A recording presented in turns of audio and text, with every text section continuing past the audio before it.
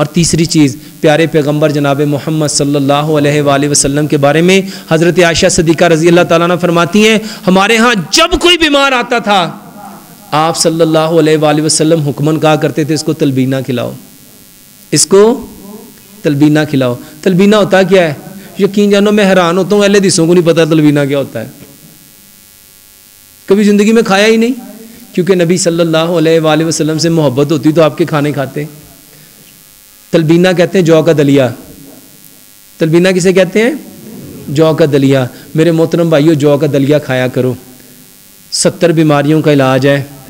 چھوٹی چھوٹی بیماریاں بتانے لگا ہوں، تلبینے کھانے والے کا کبھی دل کمزور نہیں ہوگا، اس کے پٹھے کمزور نہیں ہوں گے، اس کا معدہ کمزور نہیں ہوگا، اس کا دماغ کمزور نہیں ہوگا، اس کے گردے کمزور نہیں ہوں گے، اس کے پھیپھڑے کمزور نہیں ہوں گے، اس کے جوڑ کمزور نہیں ہوں گے۔ اور آج ہر شخص کی چیزیں یہی کمزور ہے۔